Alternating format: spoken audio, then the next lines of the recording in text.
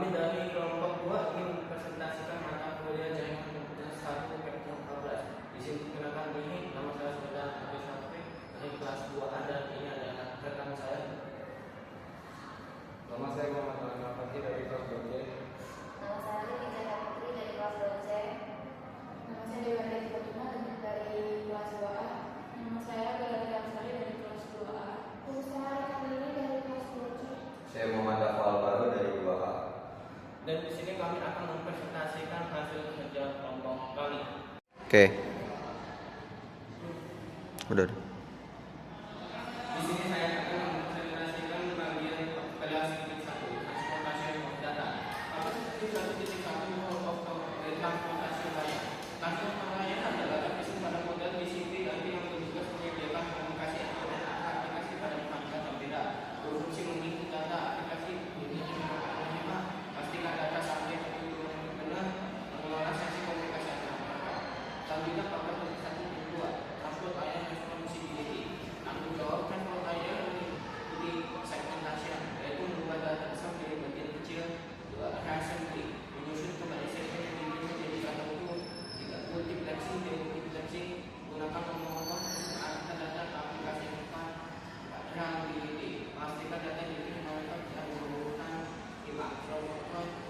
Mengatur kecepatan pengiriman atau pengiriman data olahan. Selanjutnya bagian bagian 1.3 transport area protokol. Ada 2 protokol utama pada bagian ini yaitu TCP, lalu juga ada UDP. Selanjutnya pada bagian 14.1.4 yaitu TCP. TCP menyediakan komunikasi yang ada.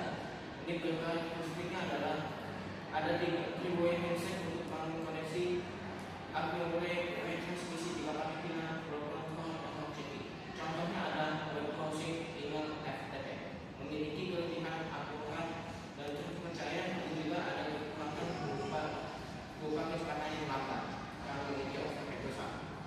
Selanjutnya pada 1.5 UDP, kemudian data tanpa mengganggu koneksi lebih dulu. Karakteristiknya tidak ada handset, tidak ada ACK, tidak ada transmisi dan overhead handset. Contohnya ada video streaming, VoIP, online gaming, dan memiliki kelebihan cepat dan efisien, namun kekurangannya data bisa hilang atau tidak berbohong. Selanjutnya bagian 14.1.6 transport layar protokol aplikasi. Pemilik protokol tergantung kebutuhan aplikasi.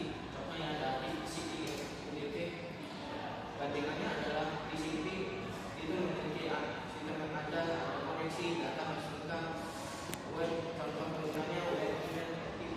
Sedangkan untuk UDP ada memiliki coverage lebih cepat, lalu tanpa koneksi, pegangannya sedikit data masih bisa diterima.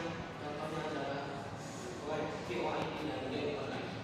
Kalau lebih seperti itu dari saya, selanjutnya akan dilanjutkan oleh teman-teman. Saya ingin menjelaskan materi nomor 2 yaitu TCP overview. Jadi itu adalah contoh protokol adalah protokol transport yang handal atau regular. Sebelum mengirim data, TCP akan membuat koneksi terlebih dahulu antara pengirim dan penerima. Fitur utama TCP itu antara lain data connection oriented atau membuat koneksi sebelum mengirim data, ada reliable atau memastikan semua data sampai, ada error checking mengecek apakah ada data yang rusak, kemudian ada flow control mengatur kecepatan pengiriman agar penerima tidak kewalahan, dan ada data diurutkan kembali jika data tidak berurutan. Contohnya itu saat mengirim email yang atau mengunduh file, TCP memastikan tidak ada data yang hilang. Dan kemudian itu ada TCP header. Penjelasan jadi TCP header itu adalah informasi yang ditempelkan di depan setiap data sebelum dikirim. Header ini berisi informasi penting agar data bisa sampai ke tujuan yang benar. Contohnya itu berisi nomor port, nomor urut data, nomor konfirmasi, flight control, dan checksum untuk mendeteksi kesalahan. Kemudian itu ada TCP header fields, yaitu header yang terdiri dari beberapa field yang memiliki fungsi berbeda. Beberapa field penting yaitu ada source port, destination port, sequence number, acknowledgement number, window size, checksum. Semua field ini bekerja sama agar komunikasi tetap stabil. Dan yang terakhir ada applications that use TCP. Jadi itu adalah aplikasi yang membutuhkan data lengkap dan akurat menggunakan TCP.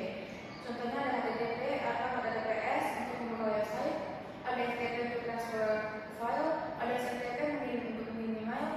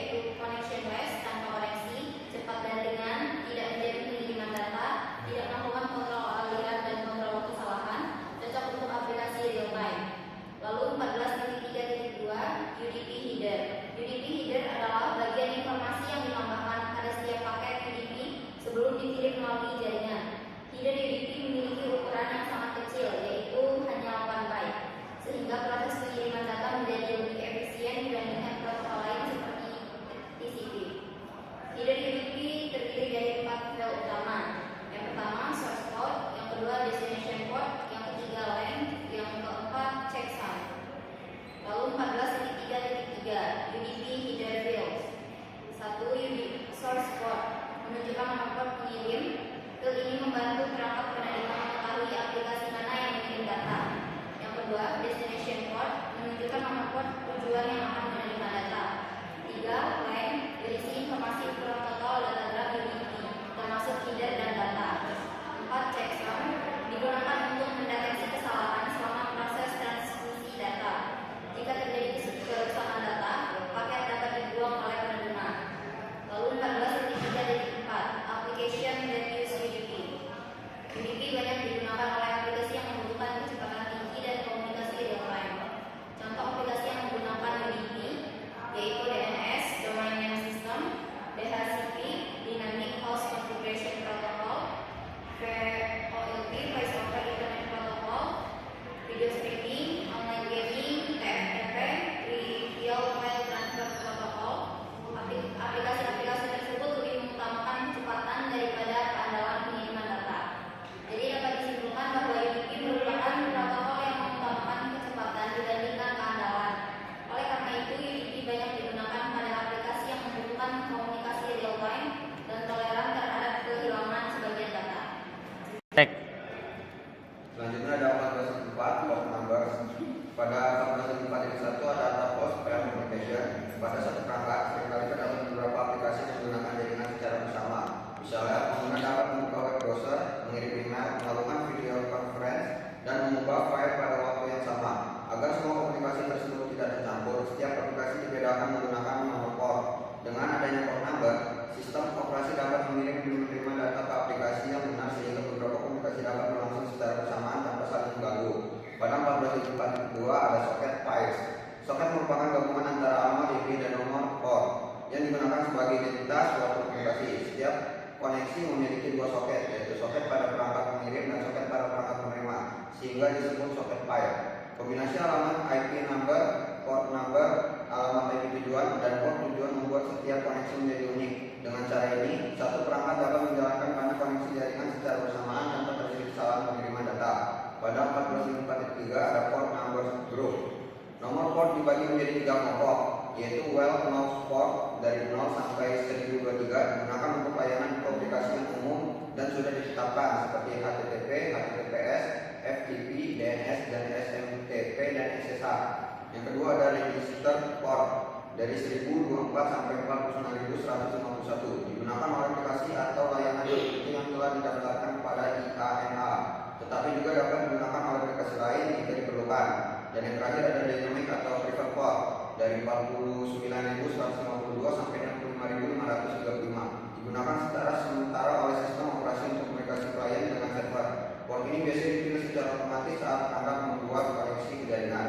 Pembagian ini membantu sistem mengolah komunikasi jaringan agar lebih teratur dan menghindari konflik pengguna port. Dan yang terakhir ada 14.4.3 the nested command.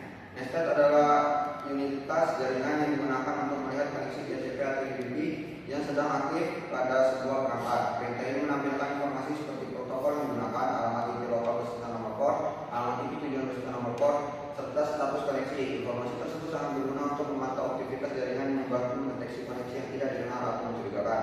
Secara default, perintah nested akan menampilkan nama domain dan nama layanan yang terikat dengan nomor port. Jika menggunakan opsi min-n, hasilnya akan ditampilkan dalam bentuk alamat IP dan nomor port secara numerik sehingga lebih mudah dianalisis. Di sini saya akan menjelaskan tentang TCP Communication Process. TCP Transmission Control Protocol adalah protokol yang memastikan data dikirim secara andal, berurutan dan bebas kesalahan. Proses komunikasi TCP terdiri dari 3 tahap utama. Yang pertama, connection establishment. Klien dan server membangun koneksi melalui pertukaran pesan. Lalu yang kedua, data transmission, data dikirim dalam bentuk segmen, diberi nomor root dan dikonfirmasi menggunakan ACK. Lalu yang ketiga, connection termination, yaitu setelah pertukaran data selesai, koneksi ditutup melalui pertukaran pesan, PIN dan ACK. Jadi kesimpulannya yaitu TCP menjamin komunikasi data yang stabil, andal dan interoperable, sehingga banyak digunakan pada layanan seperti web, HTTP dan HTTPS.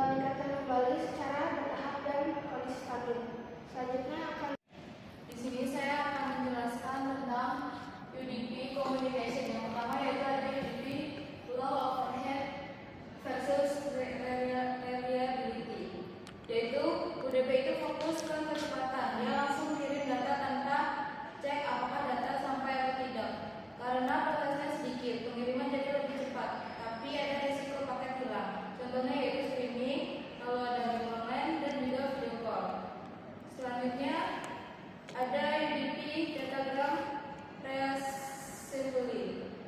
Kalau data dipecah jadi beberapa paket, UDP cuma mengirimnya. Urusan menyusun kembali paket-paket itu dilakukan oleh perangkat atau aplikasi yang menerima. Contohnya yaitu ada video online, lalu aplikasi akan menyusun paket video yang diterima. Selanjutnya ada UDP Server Process and Request. Server UDP cuma menunggu permintaan dari klien. Begitu ada request masuk, server langsung memproses dan mengirim balasan tanpa membuat koneksi terlebih dahulu. Contohnya yaitu DNS server yang menerjemahkan nama website menjadi alamat IP. Lalu yang terakhir ada UDP Client Processor.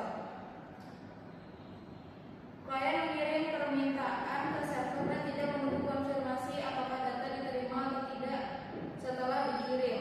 Tugas UDP selesai.